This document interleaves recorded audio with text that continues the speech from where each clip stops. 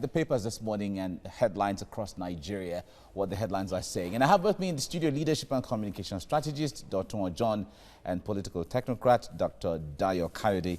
Gentlemen, good morning. Good morning, and thank Mike. God it's Monday. Yeah, it's Monday, and is it not our pleasure sitting down with Nigeria's latest best newscaster of the year? Congratulations. Thank you. I'm really honored.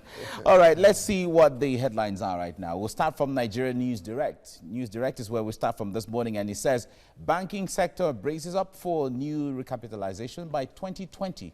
As investigation is revealing this. From there, let's go to the Blueprint now. The Blueprint newspaper says, it's talking about the death rumor, and IBB alive, hail, hearty. The spokesman is saying that ask God to forgive those who wished him dead. That's Ibrahim Badamasi Babangida, former military president of Nigeria. Over the weekend, some stories went around, rumors went around that he had passed on, but that is not the case at all. Okay, from there, let's go to the Daily Trust. Daily Trust says Abuja-Kano road collapses amid project delay. And reps say Berger overloaded. Okay. I guess my guests would like to talk about this as we get along the state of the roads in Nigeria. From this, let's go to Daily Times. Daily Times now, why aviation industry contribution to Nigeria's GDP is low. Sanusi is saying this, that's the Emir of Kano. Says federal government must protect Nigeria's aviation industry to mature. And aero contractors, MRO gets boost as domestic airlines patronize facility. Okay, that's on the aviation side of things. And that's from the Daily Times. All right, gentlemen, I'd like us to take on the story on Daily Trust that says Abuja-Kano road collapses amid project delay. And House of Representatives is saying that Berger is overloaded. Berger is one of the construction companies in Nigeria, I guess. But not just Abuja-Kano Road. The point there is roads in Nigeria, since 1960, where we got independence and politicians and governments come and go and promise to construct road and all of that. Till today, we still have these issues. Roads not functioning in some areas and all of that. Doctor, let me start with you on this. Okay. What concerns do you have? Usually, or before now, I thought the problem of government or people in government is that of incompetence. But when you look at the caliber of people in cabinet here and there, you begin to think that maybe our problem is not just incompetence. I think we don't have urgency upon us to deliver. I think that's where the problem, even when we declare state of emergency, you have heard it, you just still discover that urgency. There's no emergency in the state of emergency. In the state of emergency, I think that's our major problem. And I'm going to cite the East-West Road, for example. Right.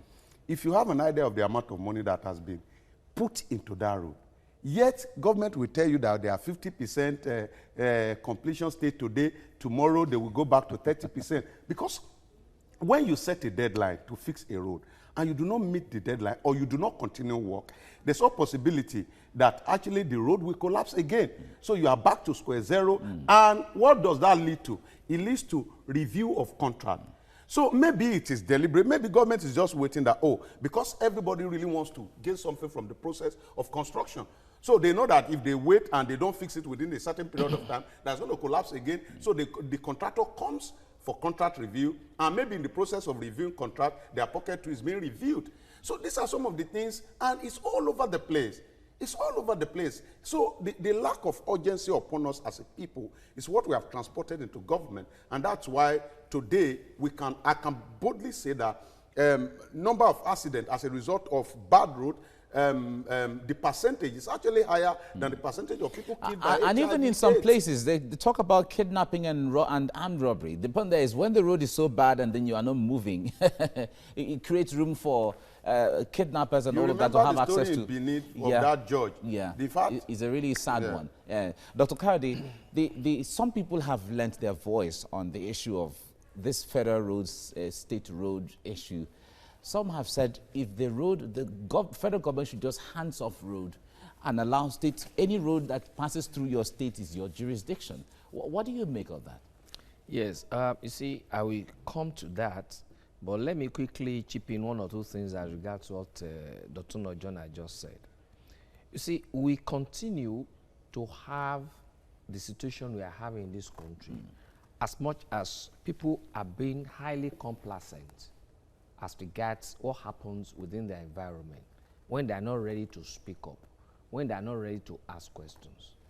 While also, it will also continue as much as public office holders are highly hedonistic in their thinking just about themselves and themselves alone, without thinking about the welfare of the people, without looking at governance, being paid. Look, it has to be taking care of socio-economic well-being of the people. So also, it will also continue to be the moment we don't look at, yes, this particular company is doing this. Don't let us get this company overloaded. In those days, I could remember, we were having Taylor Woodrow. You were having Dumex. You were having, you know, all sorts of there was contractors. Gufanti, there was Borini Prono. Arab contractors. So many construction companies that year. But these days, it's always Berger, Julius Berger, everywhere. And this is a company that, don't let us go into all the politics of that company anyway. You see, not until when we now decide to shift all these things to a lot of contractors, we will not be able to get there.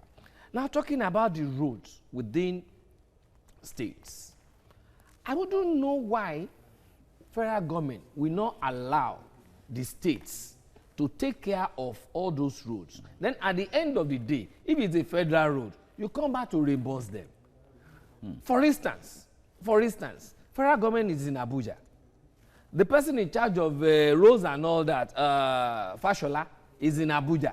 Does he come to Lagos often? Do you understand? It is only the commissioner of works in Lagos that we see. So why don't you allow Lagos or Ekiti or Osun or Bayelsa or Adamawa to do their roads? Then at the end of the day, when you people meet at a normal meeting, you submit whatever has. But it's going to be a constitutional issue because you also have Federal Ministry of Works announcing their various offices are also in all those states. Can I quickly comment? They can work together. You see, they do it. The state government can actually fix roads and ask the federal government to pay. To reimburse. That's what happened in the case of Kogi the other time, and I think one other state. But this is where the problem is. The same issue why our roads are collapsing all over the place. It's the same reason why the federal government will not willingly want to release money to state government. This is what state government do. Once they fix certain kilometer of road, they may fix it with 300 million.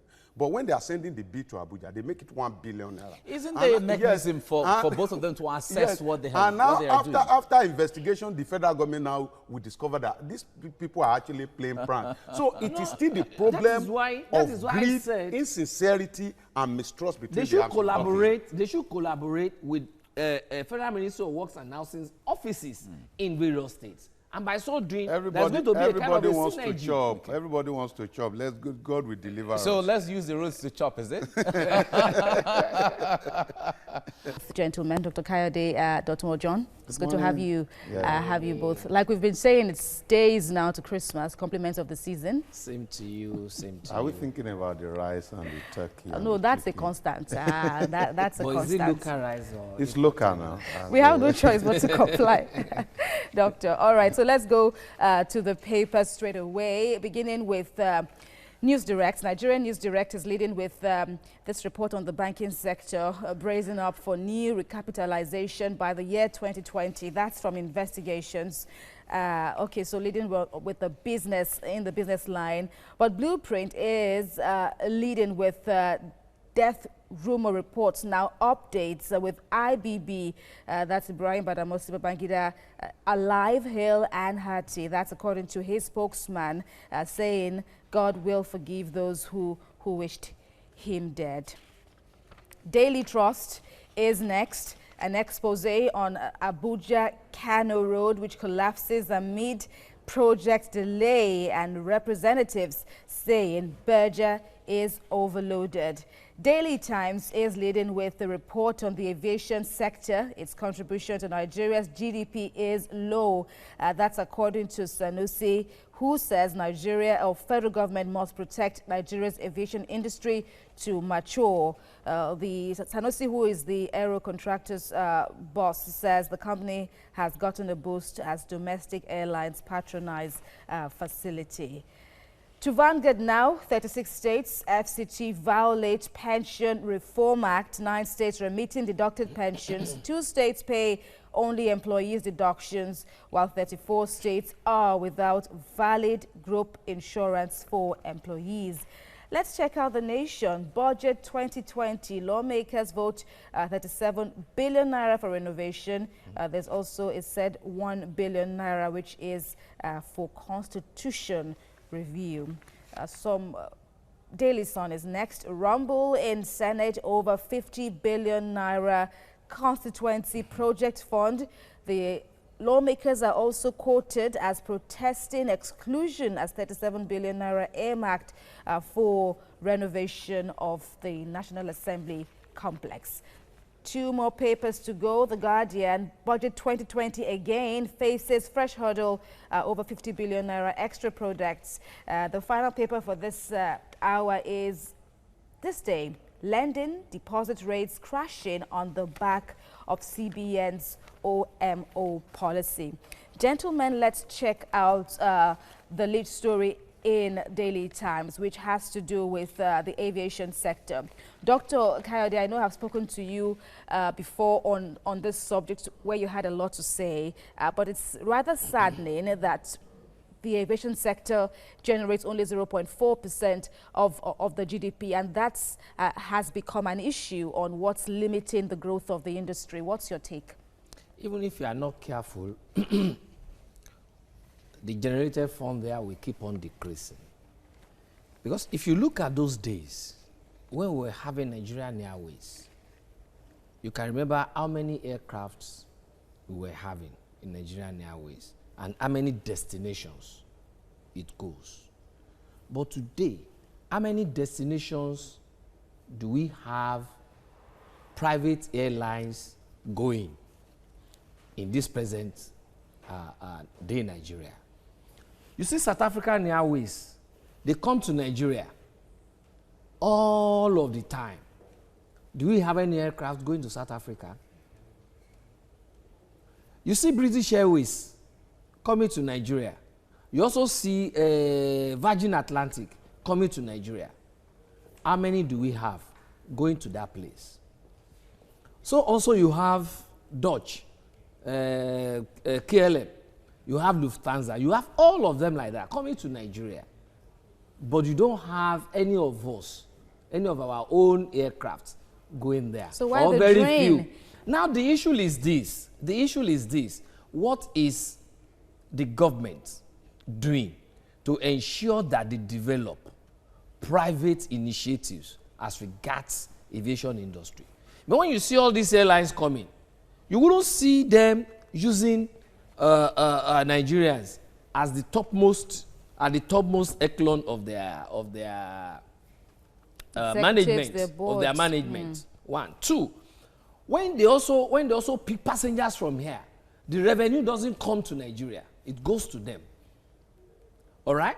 Now, also the maintenance of all those things are not being done here. It's also elsewhere.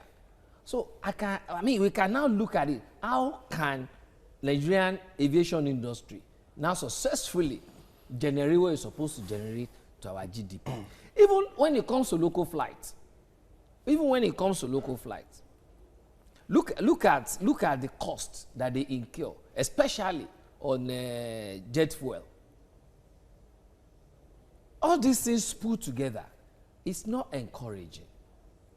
All right, before we even get to what needs to be done, whether we can do it with the resources available, Dr. John, what's your take? Nigerians regularly ply these routes that Dr. Kayode has, locally and international flights, you would always find the average, many Nigerians there. Why are we having this drain in the sector? Yeah, I think it's an extension of what we have in every other sector. It's, that's our mindset as a people. But again, I really need to concentrate on the local transport system, the local flight. If you look at it ordinarily, the bad nature of our road is supposed to actually force people, quote unquote, to fly more. But when you discover the fact that, number one, most of these flights are too expensive, I may not be able to tell why they are too expensive. But comparatively, across the globe, if you look at this, the same hour invested into a flight, for example, in Nigeria, and you compare it to elsewhere, even with the present state of our naira, you still discover, you still continue to ask yourself question, why is this thing so expensive? They talk about the jet fuel. But we are not the only people. We are not the only people. So the mindset of Nigeria over time, I don't know how we're going to change that, is that transportation is always the best option when it comes to land transportation is usually the best option. And you also, if you bring it home to Lagos here, there are sources in Lagos here, for example, the waterways. But how many people are going to, because there are a lot of complaints here and there. So I think even if we want to invest, we should look inward first. Let's have the capacity to transport ourselves. We are talking of a country of 200 million people. If you do that, then we continue to look outward. But I'm really concerned that within the country, we can actually, if we get out of this studio, we can do a mini census as to the number of people that fly in Nigeria. You see that the number is ridiculous. If we have that little percentage of people flying, you do not expect the aviation sector to now contribute much to your GDP. It's simple logic. As simple as that. And even to add to that, for me now, if I want to go to Abuja, I prefer to go through land transport. Because I've seen regardless of the long hours. I've seen situations whereby I got to the airport in the morning to make a 2 o'clock appointment in Abuja, and that flight was delayed. I tried to even buy another ticket at the airport. Still no way. And I could not make that journey until the following day. So if I had gone the previous day on land, mark you, I would have been in Abuja and then do what I want to do. So there's also an instability in the aviation sector. And it's even beyond this one. Aviation is even beyond this one we are seeing. We're also talking about cargo freighting. What are we exporting here?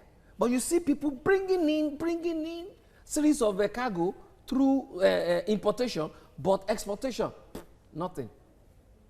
So there are a lot of things that government needs to do when it comes to aviation industry by encouraging people to invest in the industry. Okay, that even brings me to my next question, this thing about investing.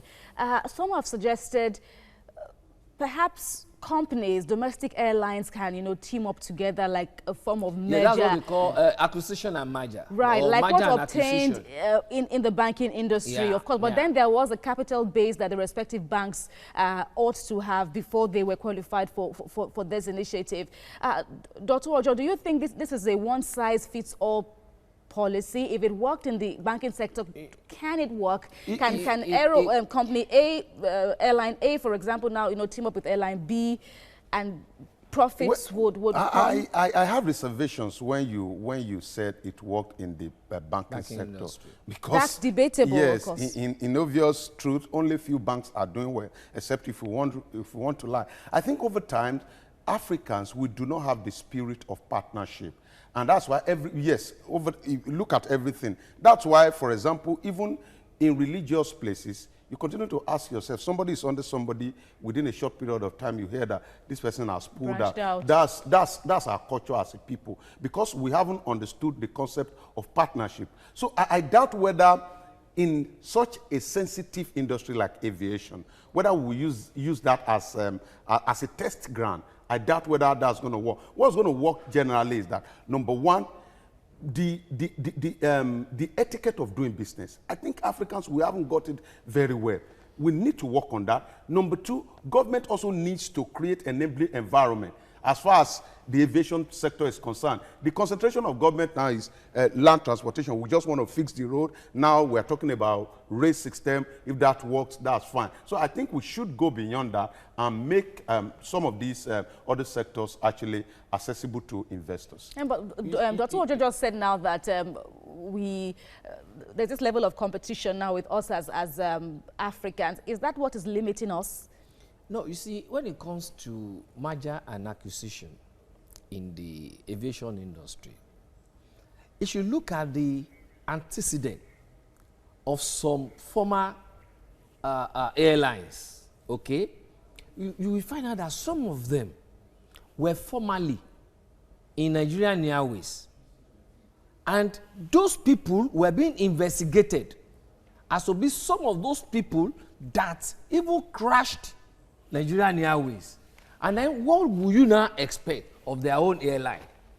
Now, what we need to do is look at real professionals within the industry, the real professionals who knows how to manage properly the aviation industry, who understands the A to Z of aviation industry. Let them all come together and then see how we can form a common front towards the development of how far about Nigeria Airways? Sometimes ago we talked about for the national carriers. But the national carrier, you see, everybody we know now, the national carrier the other time, that guy said he went to UK to go and launch. I was asking, if you are going to launch an airline, one, where is your corporate office? Which one is your, where is your website? What is your flight, whatever? Nothing. Is it another scam? And you are now saying it's 5, you have 5%. Where are the other shareholders? This is a conversation that may never end. Hope you have face off with other newscasters now, being the best newscaster in Nigeria. No, they can't be a face off. There won't be a face off. In fact, there's going to be the popping of champagne. You better. All right, let's get into the papers now. We'll start with Nigeria News Direct. That is where we start from this morning. And it says banking sector braces up for new recapitalization by 2020. There's some investigation revealing that the possibility of that going into the new year. Now, Blueprint is where we go next now. Death rumor. IBB alive, Hill, Hati. Spokesman is revealing this. Asks God to forgive those who wished him dead. Okay. That's a story on the Blueprint. Daily Trust is where we go next now. When he talks about Abuja-Kano road collapses amid project delay. And reps say Berger overloaded. Berger is a construction company in Nigeria. From Daily Trust, let's go to Daily Times now. Daily Times is saying why aviation industry contribution to Nigeria's GDP is low. That's by Sanusi, the Emir of Kano. Says federal government must protect Nigeria's aviation industry to mature. And aero contractors MRO gets a boost as domestic airlines patronize facility. Okay, that's what you see on the Daily Times. Let's go now to the Vanguard. 36 states, FCT violate Pension Reform Act. 9 states remitting deducted pensions. 2 states may only pay only employees deductions. And 34 states without valid group insurance for employees. Just a breakdown of some of those details or statistics there when it comes to reforms and emolument and payment of salaries. All right, from the Vanguard, let's go to the Nation newspaper now. The Nation newspaper says, Budget 2020, lawmakers vote 37 billion naira for renovation, 1 billion naira for constitutional review. Okay, all right. 2020 budget, lawmakers vote 37 billion for renovation. All right, underline that because we'll come back to it sometime. From the Nation, let's go to the Daily Sun. Rumble in the Senate over 50 billion naira constituency projects funds. Okay, and lawmakers protest exclusion as 37 billion naira earmarked for renovation of National Assembly complex. 37 billion. Okay, underline that again. We'll come back to it. That's what you see on the Daily Sun. From there, let's go to the Guardian. The Guardian newspaper. Budget 2020 faces fresh hurdle over 50 billion naira extra projects. Aggrieved senators flay allocation to Lawan and other lawmakers and threaten to petition Buhari What I Know by Senate spokesman. Okay. That's what you see on the front page of The Guardian. This day is where we go now, and that is the next and the last paper for this morning. Lending deposit rates crashing on the back of CBN's OMO policy. OMO policy is the open market operation policy. Well, you remember when we were in school, we used to call it OMO. Okay. It's open market operation. All right. Now, gentlemen, I know these three stories on the Nation newspaper, the Daily Sun, and the Guardian will interest you. I like the way the Sun puts it. Rumble in Senate over 50 billion naira constituency project fund. And lawmakers protest exclusion as 37 billion naira earmarked for renovation of National Assembly complex. All right, Dr. Kayode, the point there is the National Assembly complex is a magnificent complex. It's a big one. Do you think 37 billion naira will be enough to renovate it? You know, there are three different stories. Three different stories. Yes. 50 billion for constituency project fund. Constituency project.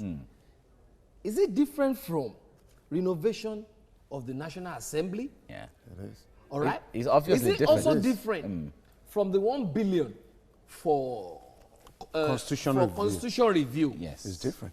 They're all different. Are you with me?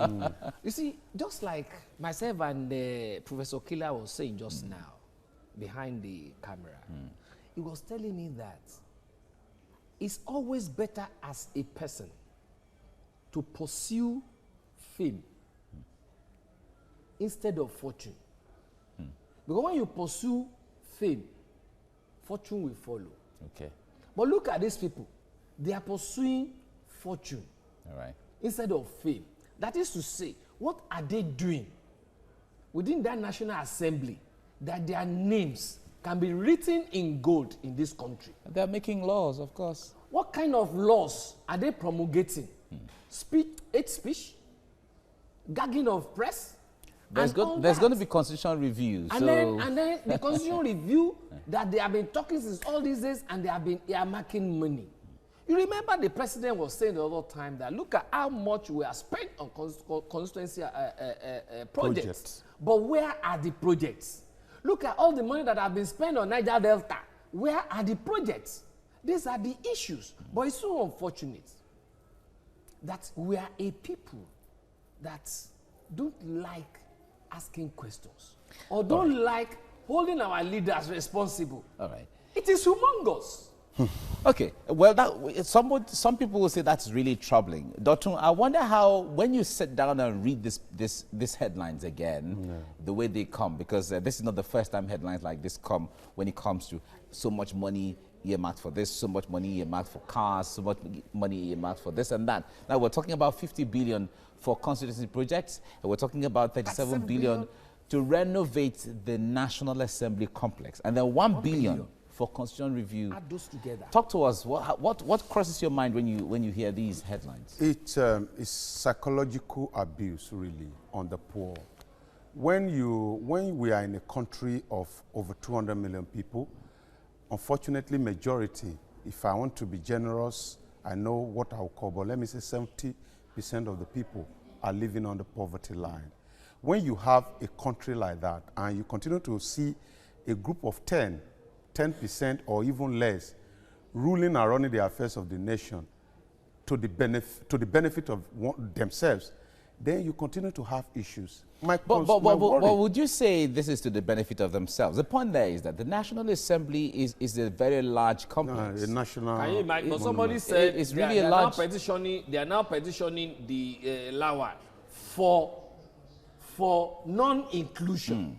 For exclusion. You need to underline that, non-inclusion. That is, some people among them are lining their own pockets. They didn't have any input into the... Mike, over the years, you see, over the years, government has been able to send a message to the people that you are not included in governance. So a person in my village, for example, is seeing the National Assembly as a personal property of those people in the National Assembly. Right. He doesn't feel that collective ownership of the National Assembly. Because maybe over time he hasn't got a direct impact from the laws that have been made from the National Assembly. Right. So these are some of the issues that we have over time. And I tell you that it still falls back to the people. Because either we like it or not, we have the kind of leaders that we deserve as a people. So, and the art of leadership starts on the day of ballot. The day you cast your ballot, you have chosen, you have decided the direction of your destiny for that period. So we need to be careful about some of we have to leave it here now. Nigerians are pondering over this, and certainly there's going to be analysis and breakdown into, why did this amount cost so much and all of that. So let's wait to see how these things pan out. At the end of the day, if it means that maybe the money is not enough, maybe more will be allocated to it. Dr. John, thank you so much for coming on the program. Dr. Abuja-Kano, thank you so much for coming as well. Right. You're watching TVC Breakfast, and we are streaming live on YouTube. You can also connect with us on Twitter using the hashtag TVC